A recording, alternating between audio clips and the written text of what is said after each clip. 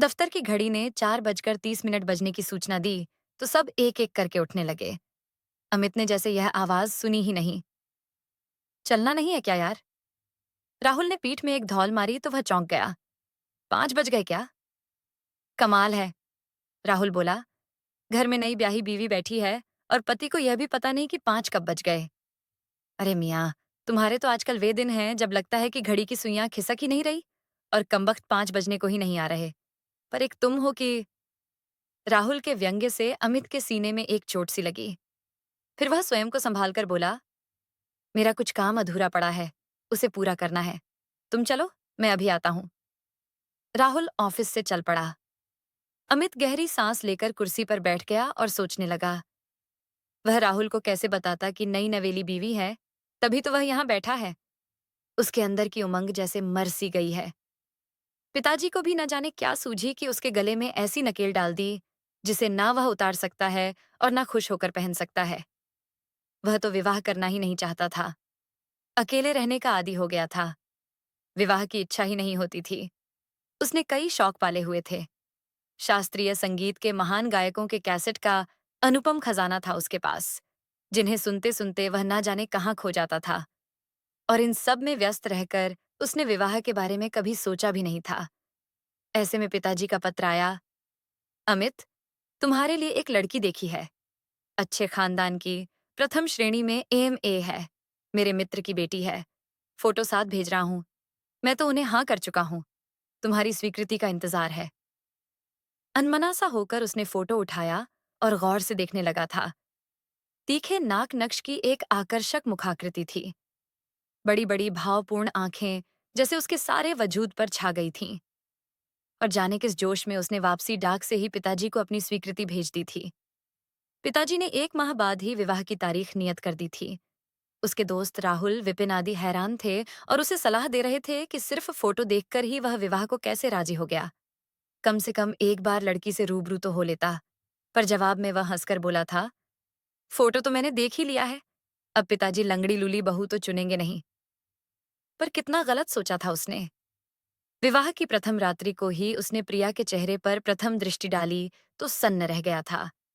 प्रिया की रंगत काफी सांवली थी।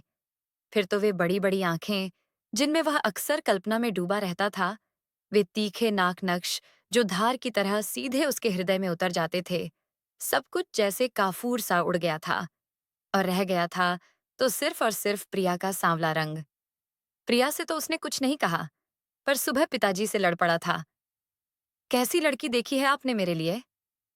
आप पर भरोसा करके मैंने बिना देखे ही विवाह के लिए हाँ कर दी थी और आपने यह क्या किया? क्यों? क्या कमी है लड़की में? लंगड़ी लूली है क्या? पिताजी टेढ़ी नजरों से उसे देखकर बोले थे। आपने तो बस जानवरों की तरह सिर्फ हाथ पैरों की सलामती का ही ध्यान रखा। ये नहीं देखा कि उसका रंग कितना काला है? बेटे, पिताजी समझाते हुए बोले थे, प्रिया अच्छे घर की सुशील लड़की है। प्रथम श्रेणी में एमए है। चाहो तो नौकरी करवा लेना। रंग का सांवला होना कोई बहुत बड़ी कमी नहीं है। और फिर प्रिया सांवली अवश्य है, पर काली नहीं। पिताजी और माँ दोनों ने उसे अपने अपने ढंग से समझाया था, पर उसका आक्रोश कम नहीं हुआ था। प्रिया के कानों में भी शायद इस वार्तालाप के अंश पड़ गए थे। रात को वह धीमे स्वर में बोली थी, शायद यह विवाह आपकी इच्छा के विरुद्ध हुआ है। वह खामोश रहा था। 15 दिन बाद ही वह काम पर वापस आ गया था। प्रिया भी उसके साथ थी। काम पूरा कर प्रिया ने उसकी अस्त व्यस्त गृहस्थी को सुचारू रूप से समेट लिया था। साहब, घर नहीं जाना है क्या? चपरासी रामलाल का स्वर कान में पड़ा तो उसकी विचार तंद्रा टूटी। शाम के 6 बज चुके थे। वह उठ खड़ा हुआ।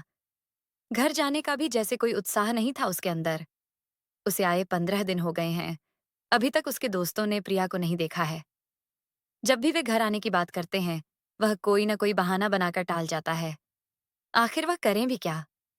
राहुल की बीवी अनुजा कितनी सुंदर है और आकर्षक भी। और विपिन की पत्नी कौन सी कम है? रमेश की पत्नी लता भी कितनी गोरी और सुंदर है। प्रिया तो इन सबके सामने कुछ भी नहीं। उसके दोस्त तो पत्नियों को बगल में सजावटी वस्तु की तरह लिए घूमते हैं। एक वह है कि दिन के समय भी प्रिया को साथ लेकर बाहर नहीं निकलता। न जाने कैसी हीन ग्रंथि पनप रही है उसके अंदर। कैसी बेमेल जोड़ी है उनकी।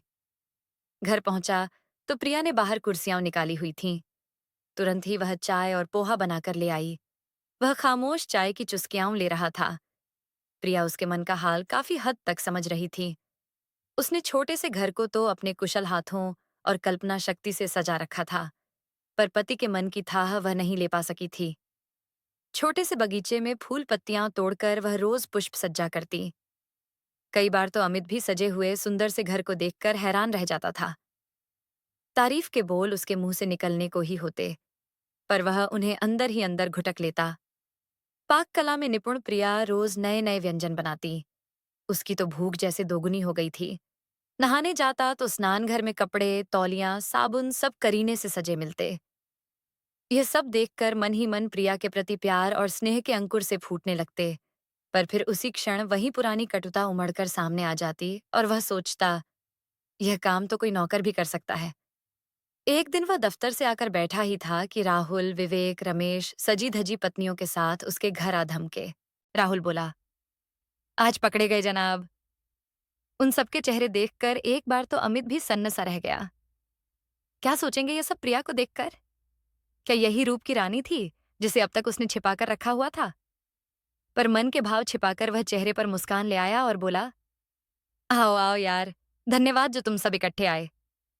आज तो खास तौर से भाभी जी से मिलने आए हैं, विवेक बोला। और फिर सब बैठक में आ गए। सुघड़ और कलात्मकता से सजी बैठक में आकर सभी नजरें घुमाकर सजावट देखने लगे। राहुल बोला, अरे वाह, तेरे घर का तो कायाकल्प हो गया है यार। तभी अंदर से प्रिया मुस्कुराती हुई आई और सबको नमस्ते करके बोली, बैठिए, मैं आप लोगों के लिए चाय लाती हूँ। आप भी क्या सोचती होंगी कि आपके पति के कैसे दोस्त हैं जो अब तक मिलने भी नहीं आए। पर इसमें हमारा कसूर नहीं है। अमित ही बहाने बनाकर हमें आने से रोक रहा था। प्रिया, तुम्हारी पुष्प सज्जा तो गजब की है, अनुजा प्रशंसात्मक स्वर में बोली। हमारे बगीचे में भी फूल हैं, पर मुझे सजाने का तरीका ही नहीं आता। तुम सिखा देना। इसमें सिखाने जैसी तो कोई बात ही नहीं। प्रिया संकुचित हो उठी। वह रसोई में चाय बनाने चली गई। कुछ ही देर में प्लेटों में गर्मागर्म ब्रेड रोल और गुलाब जामुन ले आई। आप इंसान हैं या मशीन? विवेक हंसते हुए बोला, कितनी जल्दी सब कुछ तैयार कर लिया। अब आप लोग गर्मा गर्म खाइए, मैं ब्रेड रोल तलती जा रही हूँ। 1 घंटे बाद जब सब जाने लगे तो राहुल ने अमित को कोहनी मारकर बोला, वाकई यार, तूने बड़ी सुघड़ और अच्छी बीवी पाई है। अमित समझ नहीं पाया कि राहुल सच बोल रहा है या फिर मजाक कर रहा है। जाते समय सब अमित और प्रिया को आमंत्रित करने लगे तो अमित बोला, दिन तय मत करो यार, जब फुर्सत होगी आ जाएंगे और फिर खाना खाकर ही जाएंगे। फिर तो तुम्हें फी मूंग की दाल और रोटी ही मिलेगी। विवेक हंसता हुआ बोला, हमारी पत्नी का तो लगभग रोज का यही घिसा पिटा मेन्यू है, और कहीं हमारे यहाँ खिचड़ी ही न बनी हो। अनुजा जब भी थकी होती है खिचड़ी ही बनाती है। वैसे अक्सर वह थकी ही रहती है। राहुल टेढ़ी नजरों से अनुजा को देखकर बोला। सब चले गए तो प्रिया बिखरा घर सहेजने लगी और अमित आराम कुर्सी पर पसर गया। उसने कनखियों से प्रिया को देखा। क्या सचमुच उसे सुघड़ और बहुत अच्छी पत्नी मिली है? क्या सचमुच उसके दोस्तों को उसके जीवन पर रस्क है? उसके मन में अंतर्द्वंद्व सा चल रहा था। उसे प्रिया पर दयासी आई। 2 माह होने को हैं, उसने प्रिया को कहीं भी घुमाया नहीं है। कभी घूमने निकलती भी है तो रात को। एक दिन शाम को अमित दफ्तर से आया तो बोला, प्रिया, झटपट तैयार हो जाओ, आज राहुल के घर चलते हैं। प्रिया ने हैरानी से उसे देखा और फिर खामोशी से तैयार होने चली गई। थोड़ी देर में ही वह तैयार होकर आ गई।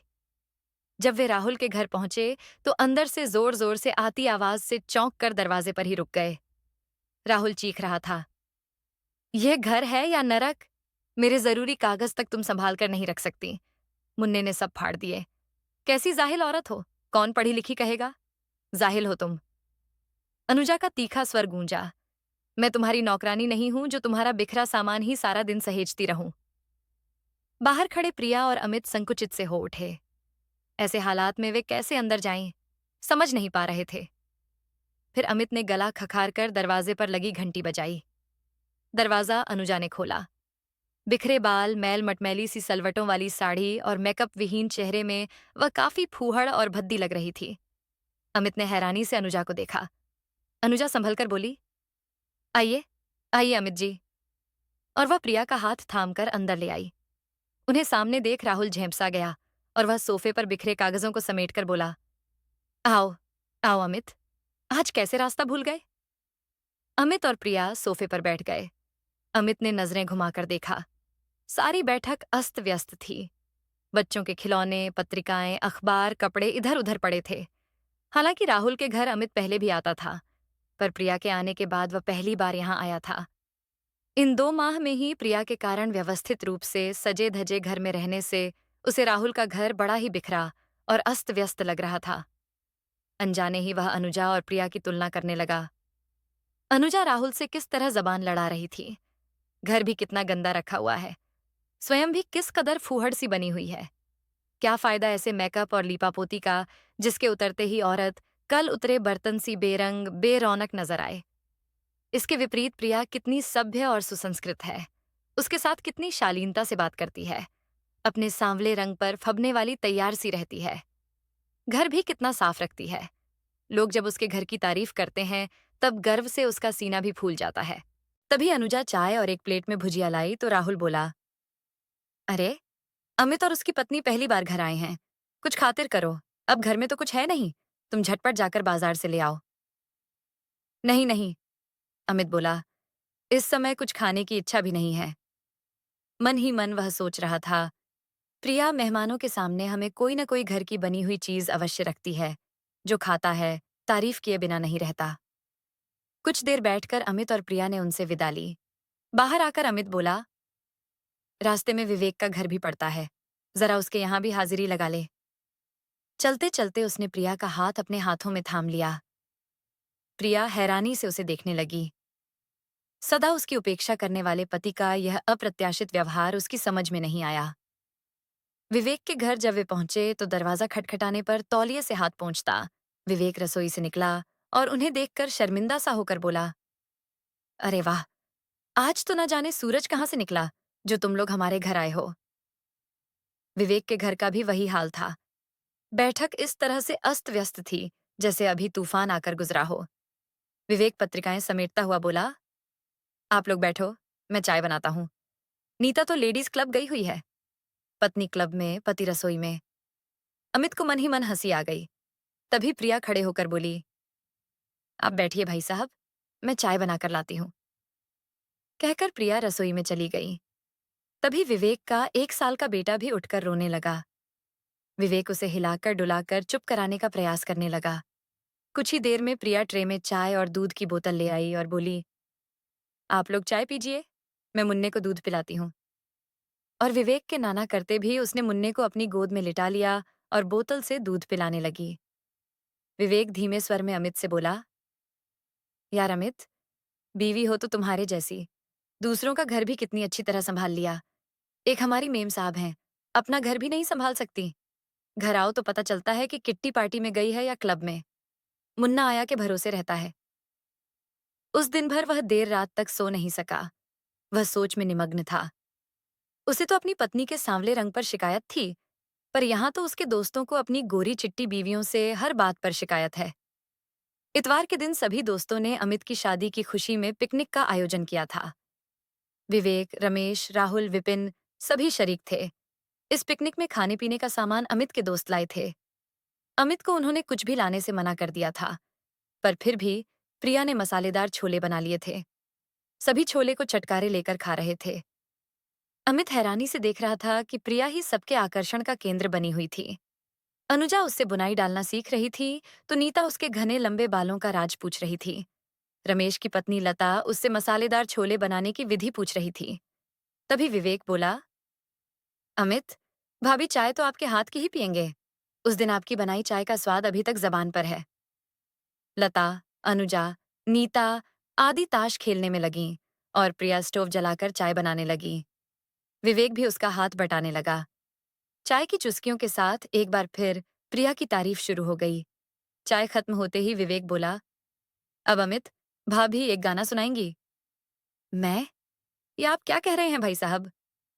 ठीक कह रहा हूं, विवेक बोला। आप बेदनी में चाय बनाते समय गुनगुना रही थीं। मैंने पीछे से सुन लिया था। अब कोई बहाना नहीं चलेगा। आपको गाना ही पड़ेगा। हाँ, हाँ, सब एक स्वर में बोले। मजबूरन प्रिया को गाने के लिए हाँ भरनी पड़ी। उसने एक गाना शुरू कर दिया। झील का खामोश किनारा उसकी मीठी आवाज से गूंज उठा।